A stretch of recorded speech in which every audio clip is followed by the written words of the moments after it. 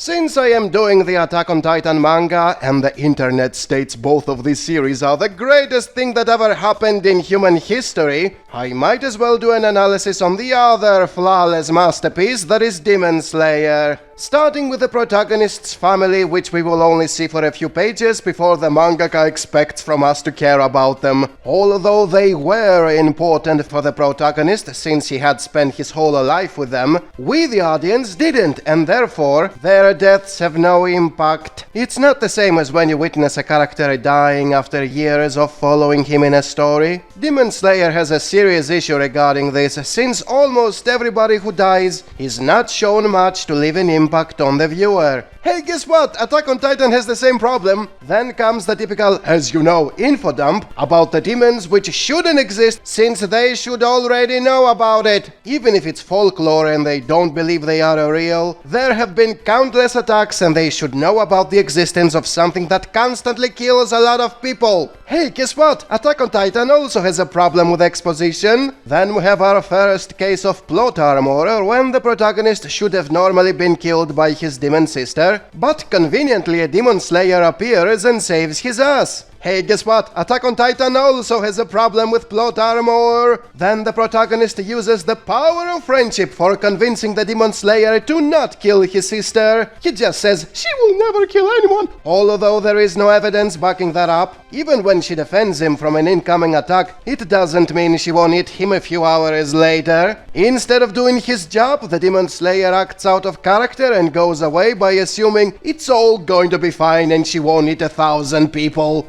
Just because the protagonist said so. And yes, she truly did not hit any people. But it was impossible for the protagonist to know that without having knowledge of future events, and there is no way he would convince a professional demon slayer to let a dangerous monster go without mind controlling him somehow. Hey, guess what? Attack on Titan also has a protagonist who knows what's going to happen and mind controls people so they will behave however he wants them to behave. Then we get another case of why Nezuko breaks every rule established in the entirety of the manga. First, she's special because she doesn't eat people, and now she's even more special for acting however it suits the plot. If the plot wants her to be defenseless and cute, she will be a little girl hiding in a basket. If the plot wants her to be super powerful and sexy, she will be a yandere adult with huge boobs. Either way, she has no free will of her own. They brainwashed her basically to follow around her brother and to care about nothing else besides protecting him. Hey, guess what? Attack on Titan also has a sister without free will, who is just following around her brother and cares about nothing else besides protecting him.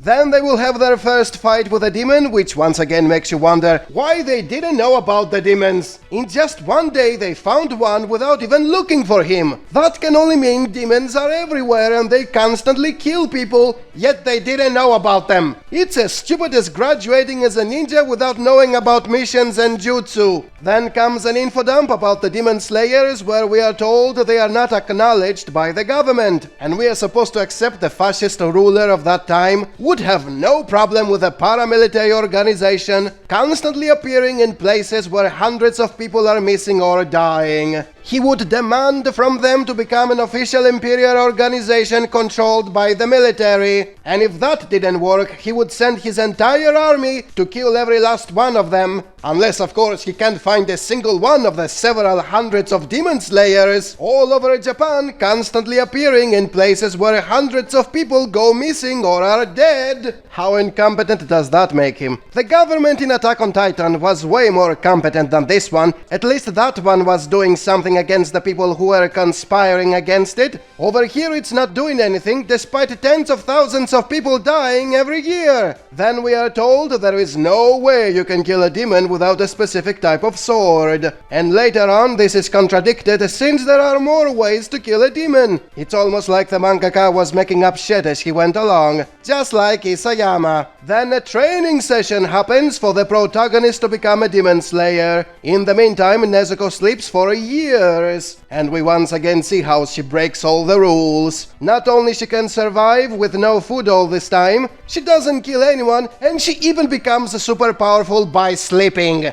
If it's so simple, then why don't the other demons sleep and become super powerful? Oh, that's right, because they can't break the rules so easily. Every other demon has to power up by eating people. Not Nezuko though, she's special. Then the protagonist trains with a ghost. Physically, they can actually touch each other and have sword fights and shit. If the dead in this setting can fight in physical form, why are they not constantly summoned in every fight? Plot hole! The final part of the training is about spending 7 days in a forest full of demons along with every other student. It's basically the same thing as the Forest of Death in Naruto, only very rushed, since we don't see anyone else. It's just the protagonist fighting a strong demon with the usual shonen shit. The bad guy is blubbering about his past and how evil he is. Then the protagonist gets more plot armor by the spirits of the dead, making him wake up whenever he's unconscious. And once again you are made to wonder why nobody knows about the demons. He's in a forest with at least 100 of them. Each one of them has killed at least 3 people. And at the end of every test, all the demons are killed. And they have a test about every year. Can you calculate the ridiculous amount of people the demons kill? And how many of them there are if they can capture them by the hundreds and there are still countless more out there? Why does nobody know about them? Anyways, the protagonist kills the demon and avenges the deaths of all the students that had been eaten by him. Once again, we are expected to care about people we hardly saw for a few pages. Also, there is a flashback about the life of the demon which is supposed to make us feel sorry for him as he is dying, and which of course is not working because flashbacks are meant to flesh out a character. We will keep following the next arc and not to make us sentimental over a throwaway bad guy who just told us he ate 50 people for a petty revenge and then died. This is bullshit. You know what else is bullshit? The demons still being alive for several decades, despite saying they kill all the demons in a test when it's over. What the shit was his teacher doing all this time? Sending 50 of his students to be eaten by the same demon that was way too powerful for their skills and which should have been killed right away? And why the shit was the protagonist the only one who had managed to cut the rock in half? If the other students had failed and therefore were not strong enough to pass the training test, why were they sent to the final test with not enough strength to kill the demon? And why were they all given a mask that would make them a target for the demon among all the trainees? It feels like the teacher was a sicko who wanted all his students to be brutally killed until plot armor said the protagonist would be strong enough to kill the demon. What a load of shit! Why is this supposed to be a flawless masterpiece again? Following the bullshit graduation, the protagonist has a bullshit meeting with a female doctor who researches for a way to cure his sister. This is where the protagonist gets an actual long-term objective instead of running around and hoping for something to appear that can cure Nezuko. This, in retrospect, makes his decision to become a demon slayer kinda bullshit, since how would he find a cure for the demons by training for years in how to kill them instead of how to cure them? It would make sense if he chose to be a doctor instead of a slayer, or at least if he met this doctor before he decides to become a demon slayer. Because you see, this doctor is also a demon, and just like his sister, she is not killing people. She is proof that demons are not beyond salvation, and would make sense to have that knowledge as motivation for looking for the cure. But that is not what happens in the plot. Out of nowhere, Tanjiro knew his sister would never hurt anyone, although he had no evidence and the dozens of demons he met up until now were all merciless mass murderers. Furthermore, the doctor tells him that in order to find a cure, she will need blood samples from strong demons, which gives him the motivation to become a demon slayer, because how else would he take the samples if not by killing them? Again, it makes more sense if he met the doctor before he chose to become a demon slayer. But no, we couldn't have a logical story. We just had to tolerate a main character who wants to cure the demons by slaughtering them. How do you fuck up basic elements of storytelling and then everyone considers this to be a masterpiece? Oh, by the way, the demon doctor may have stopped being a merciless mass murderer, but she still has to drink human blood. Demons in the show are pretty much vampires. Sunlight kills them and they have to drink blood even if they don't like killing. Unless, of course, you're Nezuko. The rules don't apply to her, she doesn't need blood, yet gets constantly more powerful simply by sleeping. Just like in every other shonen, establishing a complex terminology and a set of rules is done only for constantly breaking them. So what's the point of having them in the first place? Oh, you see, it's because of the special blood, which it might as well be called magic, since it's just a cop-out for having whatever outcome you want in a fight. Whenever something doesn't make sense, just yell special blood and you are done. This, by the way, is info dumped on the main character by a crow in the middle of a fight. How more forced and artificial can you make your exposition? You had a doctor that could explain that at a more appropriate time, and instead of that you have a fucking crow talking about it in the middle of a fucking fight. There is absolutely no planning in the storytelling whatsoever. You want another proof of that? In the arc where Pig Boy and Scaredy Cat are introduced, the support cast in Tanjiro's team,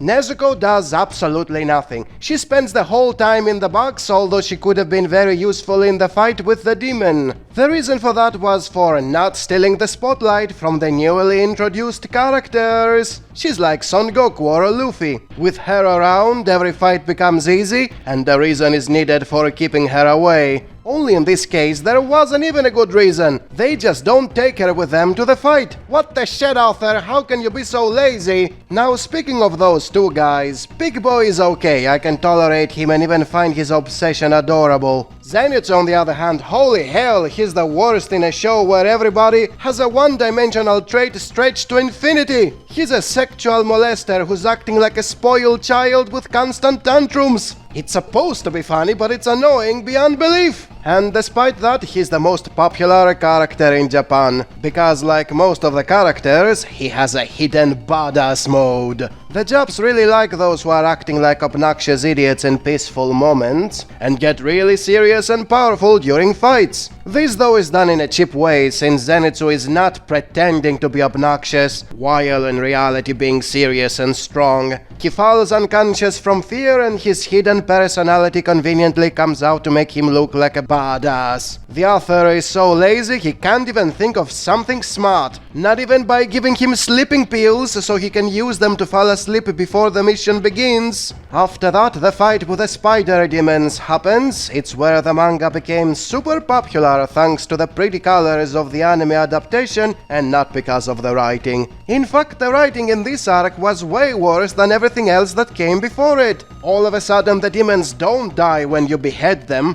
Why isn't this trick used more often? If a demon can detach his head, which is the only way he can die, why doesn't he keep it detached the whole time? That way he can't die no matter what you do to him. Plot hole! There is also a way for them to die without beheading them. What, you can just poison them now? Then why doesn't everyone poison his blades, thus not having the trouble of dealing with fast regeneration anymore? And we also see once again how special Nezuko is. Her fire conveniently burns objects and demons, but not the protagonist, because plot armor. Speaking of plot armor, it could have been somewhat ignored all this time, because we never saw other demon slayers dying in battle. It was making you assume all demon slayers have similar missions and abilities that constantly save them at the last moment. Well, not anymore. In this arc we see a dozen other demon slayers and they all drop like flies. The protagonist and his friends, though, constantly survive in situations that killed everybody else. Even when their special badass mode fails against an elite demon,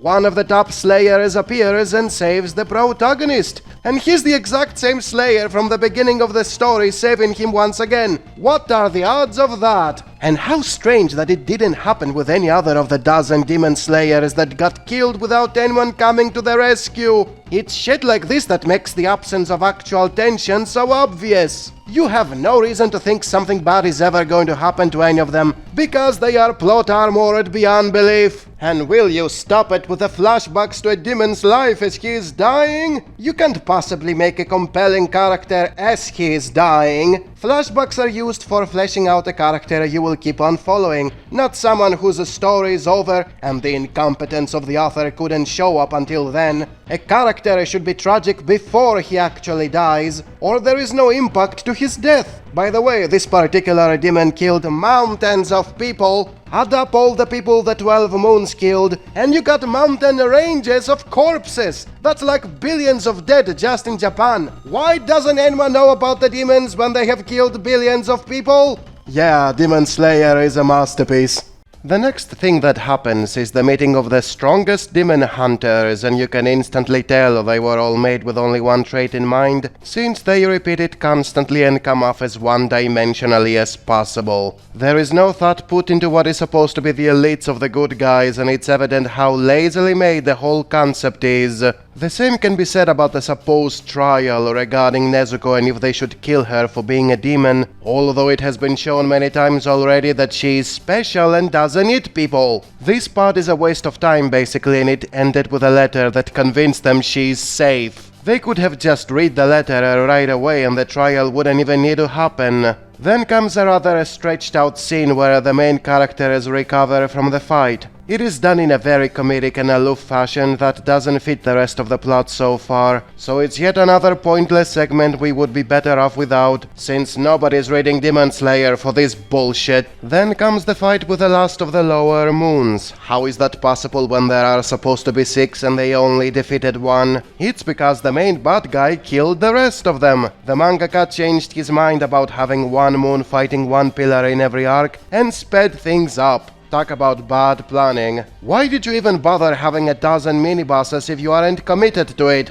Anyways, the next fight was the most interesting so far, since the demon was attacking the good guys through their dreams. Technically, he was taking advantage of their weaknesses instead of relying on brute force like the previous ones. He was even using humans by promising them happy dreams. Such level of manipulation is always remarkable, and it's unfortunate that the way they broke the dream spell was done in a cheap way as always. They happened to have a strong will, and Nezuko is once again special and cuts the ties without hurting them. Thanks a lot, plot armor. Immediately after the fight is over, an even stronger demon appears just because. It wasn't planned to happen, he just happened to be there. It isn't even a subversion or whatever, it happened for the sake of power scaling the upper moons as more powerful than even the pillars. The demon is even bragging about having all the time in the world to become more powerful than any mortal, which is a smart way for showing the divide between demons and humans. Too bad it gets contradicted down the line, so it ended up being hollow shonen bullshit about power scaling that doesn't matter in the long run.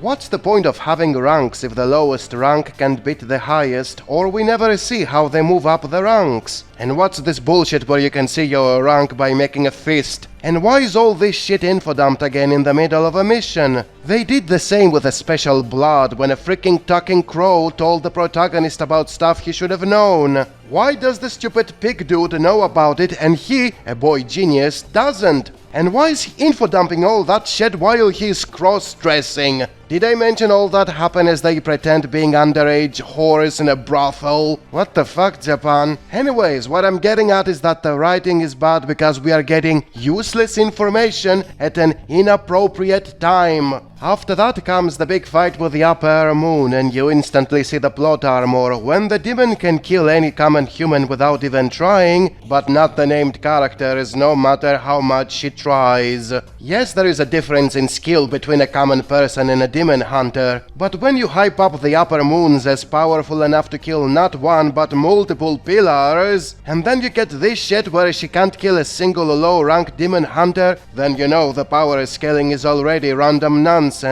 Oh, and let's not forget the special lineage of the protagonist. Remember when he began as a common boy with no special family, and thus came off as an underdog, doing his best to go up in the ranks? Well, like in any other typical shonen protagonist, his lineage is revealed to be so super special, even the main villain is terrified of it. What a twist, he was never an underdog. And on top of that, his father's memories and techniques magically unlock for plot armoring him in the battle. Translation, he doesn't even need to train for learning super attacks. They are taught automatically through his DNA or some bullshit. and then Super Special Nezuko jumps in the fight, now more powerful than before because the plot said so. She can overpower even an upper moon. She regenerates even if you chop her to little pieces, and she can cure others almost instantly. The only justification we get is that she smells the bad guy, or she wants to protect her brother. Imagine how much more powerful she would be if she had actual reasons for the power-up.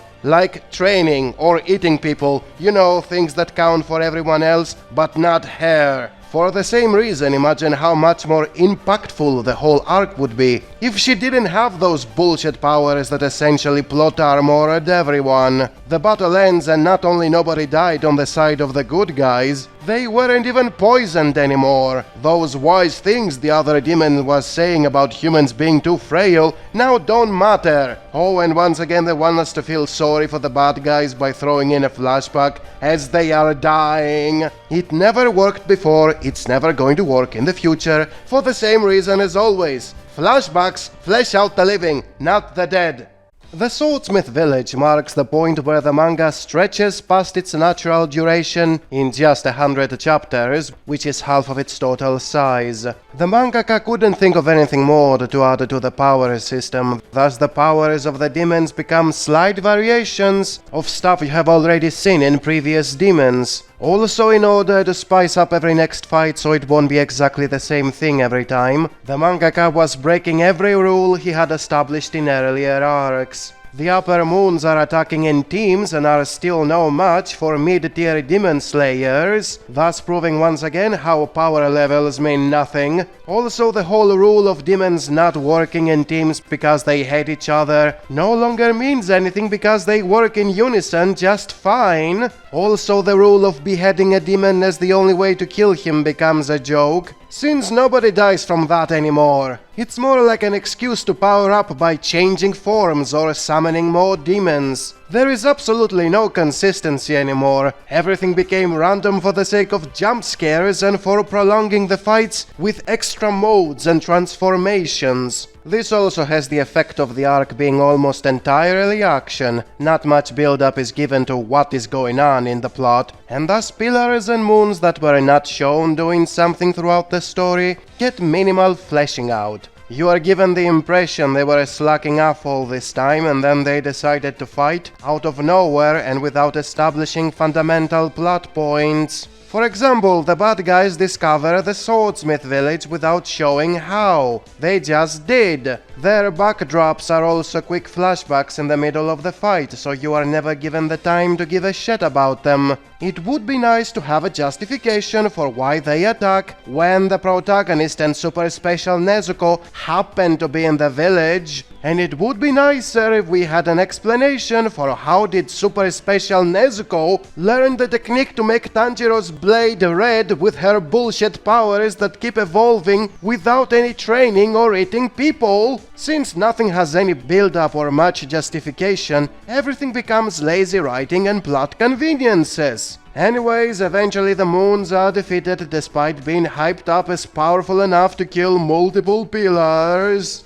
The reason is not something smart, it was just super special chosen ones being stronger than any demon because of special lineage. Basically the good guys won because they were born to be stronger, making this arc more hollow than the previous ones. Also, Super Special Nezuko is now immune to sunlight because plot! Holy shit, there is not a single rule that isn't broken at this point. The mangaka clearly got bored after that arc and wanted to wrap things up. All of the remaining characters that didn't get their own arc, so they can be fleshed out properly, are thrown in the mix all at once with just a quick flashback for giving you a vague backdrop, which is far from enough to make you give a shit. Like the leader of the pillars having more children we never saw, and who immediately take over as soon as he is dead. Also Zenitsu fighting a fellow swordsman who became a demon. This character didn't exist before the fight began. He was pulled into the plot just so Zenitsu will have someone to fight in the final arc. The whole thing was wrapped up as soon as it was introduced, so it doesn't have any impact at all. Then Tanjiro fights Moon 3 and he gets a power-up in the middle of the fight by conveniently remembering something his father did many years ago. Oh really, you just happen to remember it now, and not in any previous fight where you also almost got killed? They try really hard to excuse it with religion and science, but it comes down to a sudden power boost because plot. Such things should be happening during training, not during a fight. Also, fuck you for throwing in another flashback for a person that is already dead. If you wanted it to have impact, you should have done that way before his death. Then Pig Boy and Butterfly Girl meet Moon 2 very conveniently, since they both happen to have a vendetta with him, and which was of course only revealed in the middle of the fight, instead of being established and developed many arcs prior. At least this fight didn't have to do with sudden power-ups. One pillar got sacrificed for poisoning the moon from the inside, thus making him easier to kill. The remaining pillars fight Moon 1, who had a cool samurai backdrop, but like pretty much everything else, it was info-dumped after he died, and thus he was never given the time to be memorable as a villain. I also didn't give a shit about the ones who fought him, since they weren't given much attention either. After that, only Muzan remains, and the mangaka tries to hype him up by making him capable to kill a lot of Demon Slayer rookies. Too bad those rookies were nobodies and any moon could have easily done the same, so there is nothing to hype. Then the remaining pillars fight him, and holy shit, for a final boss, he's completely boring compared to the abilities his minions have. He's just standing still and uses tentacles for attacking all around him. You can tell the mangaka gave up on making him more elaborate as a character and as a fighter, since there was definitely something more complex going on with him in previous arcs, which was eventually abandoned. He was shown having different bodies throughout the manga, yet they magically disappear from the plot. The mangaka had one character getting gradually developed in every arc, and he fucked up even that.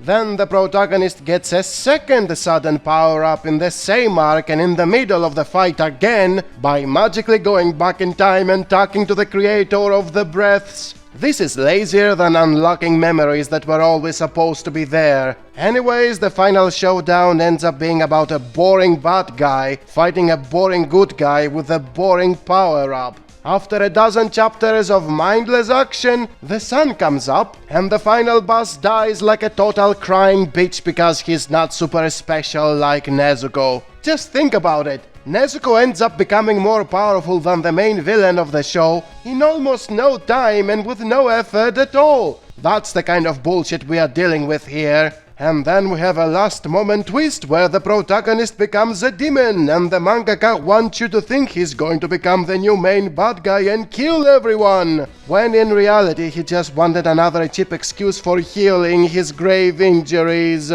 So he makes him a demon, and when he is healed, he reverts to a human with the power of friendship. And so does his sister, because she's so special she can do even that. The end. What a load of bull. Does anyone still think this is a masterpiece that deserves the hype it gets?